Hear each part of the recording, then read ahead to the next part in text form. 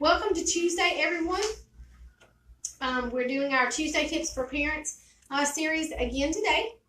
And we sent out the article a little bit earlier today, email, put it on all of our different Facebook pages. So if you need to go back and refer to that, you certainly can. It's also, this afternoon will be posted on our blog on our website, skillsforkidsmartialarts.com. We also have a new website that will be coming up very soon for our youth sports division, and these blogs will also be placed on there every Tuesday. Again, we're going to be continuing on the last couple of weeks that we have been doing. We did one series on helping kids prepare for school, some different things that we can do before school even started to help them to be ready once school started. We did a series last week on the first week of school and some things that we can do as parents to help kids who are in that first week of school and make sure that they are adjusting really well to that first week. Today we're going to talk about when kids are not adjusting very well to school and there are some issues. Now, a lot of times you may not know by now if they're not going to adjust because they've only been in school for about a week and a half. Or let me actually back up on that just a little bit. Some of the kids in Alamance County have been in school for about a week and a half. I know that others aren't starting until sort of the beginning of August, and then our traditional schools won't start until the end of August. So for those of you who have kids that are not in school yet, you're sort of getting a jump start on everything and can certainly always refer back to this. For those of you who have kids in year-round schools, you may not know yet if they are not going to adjust at all very well. Sometimes it takes about 3 weeks or so. Typically, if they're not adjusting well, they're not going to be adjusted after about 3 weeks. Normally, within the first 3 weeks, they sort of settle into that routine. They get used to everything, excuse me, and everything is going a lot more smoothly. If after those first 3 weeks, you still continue to see some of the things that we'll talk about today, that would be when you would know that your kids are not adjusting well and you may need to look for some of the symptoms that we're going to be talking about. Today I have 3 listed, and we'll do a couple more next week so that we are not having to cram them all into just one episode. Called Stuck by Rhonda C. Martin. She is a licensed clinical professional psychologist and counselor that deals with a lot of anxiety in kids that are in school.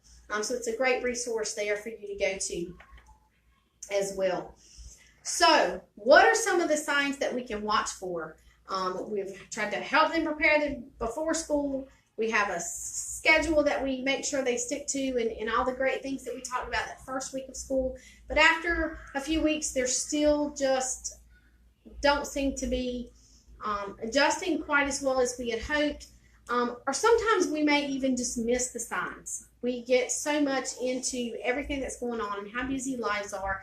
Sometimes as parents, we just don't really know what to watch for as to how well they're adjusting. And some things you may not even be sure where it's coming from. You know, it's a little out of the ordinary, but you're just not sure exactly where it's coming from with your child or what it could mean. So, sign or symptom number 1. Every single day, especially right before or right after school, there's a bad tummy ache. Sometimes it could even be in school. You could be getting calls from school that I have a tummy ache. I need you to come get me from school. Kids use stomach aches. Say they're feeling like they're going to throw up, feeling like they really need to go to the bathroom a lot.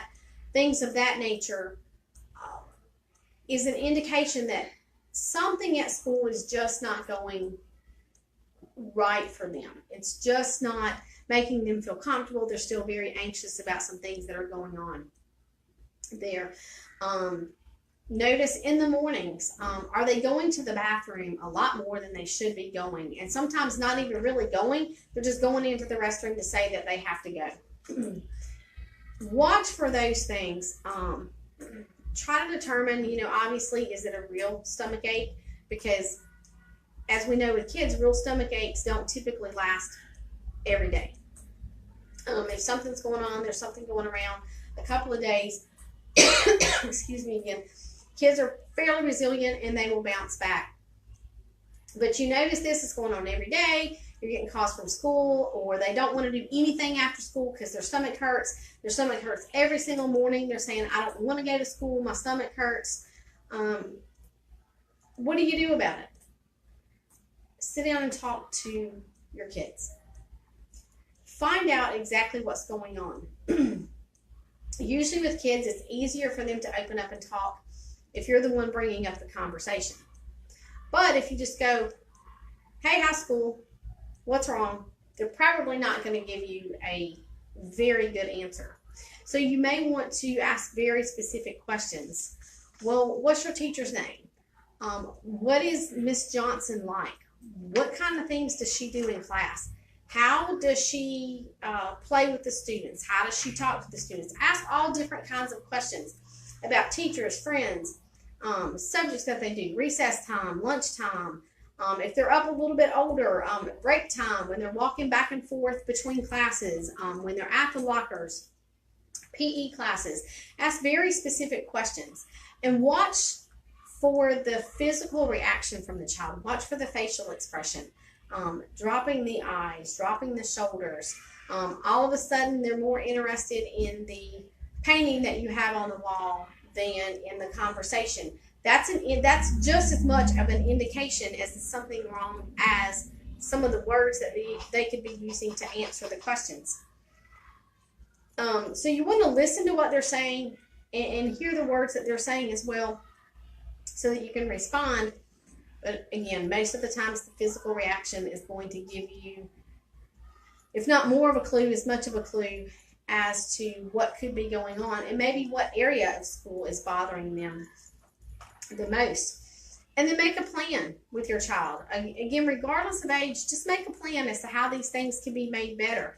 It may involve several people in the family, siblings, both parents, aunts, uncles, cousins that pick them up.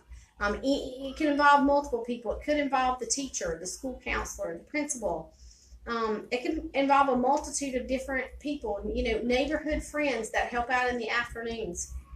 Make a plan and make sure that everybody knows what that plan is to try to help that child get through those particular issues that they're struggling.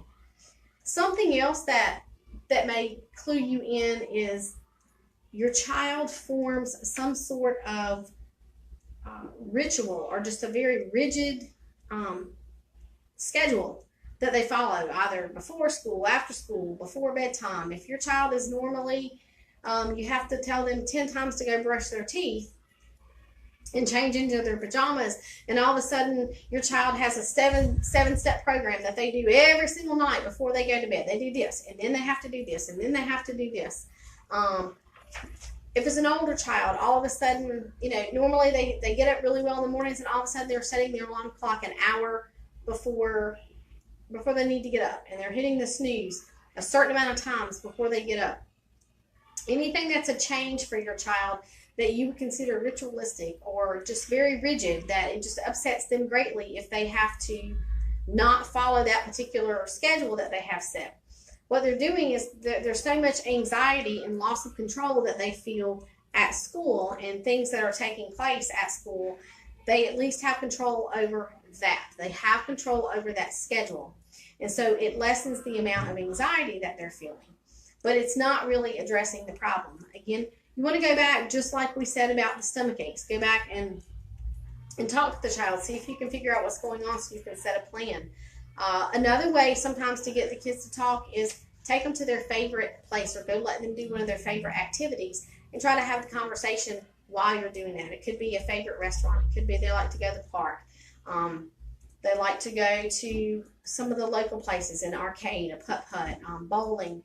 Could be any sort of activities that they really like to do. Then the conversation is a little bit less threatening. It's a little bit more casual, and you may more easily get some information that you could use to help that child set a plan. One other thing that we don't always think about is an increase in the cravings for white flour carbs, so foods that are heavy in white flour carbs and foods that are heavy in white sugar, like white sugar-based foods. When our body is having a stress response, we crave those particular types of foods. So with kids, like macaroni and cheese, cookies, Pop-Tarts, candy bars, some of those types of things. Even in adults, sometimes we have the same type of response. But what happens is when we eat these really carb heavy and sugar heavy foods, our body has a crash. So we feel good for a very short amount of time, lessen our stress just a little bit because we're doing some stress eating, but then we're crashing off of those foods. So the feelings of anxiety are even greater as we're crashing off of those foods. Some of the things that you can do, you don't want to tell your kids if you notice this kind of eating, especially if it's a little out of the ordinary, or maybe they already like these kind of foods, but they're just really, that's all they want to eat. Start to limit the portions. You don't want to completely take it away from them and then feel like they're being punished because they're experiencing some difficulties at school, but limit the portions that they eat and mix into the diet that they have to have certain vegetables.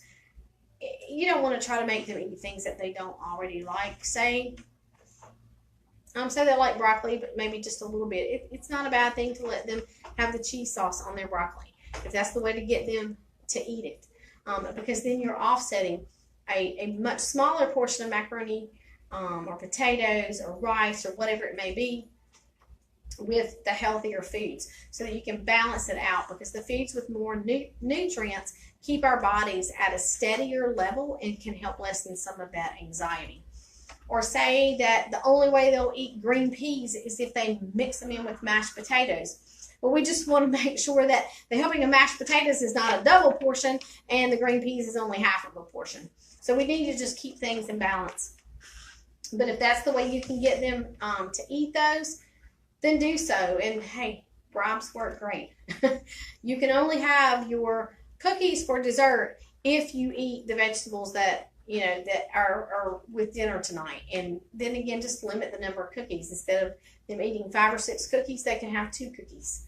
But they have to eat whatever vegetables you have prepared, whatever healthy options that you have prepared as well.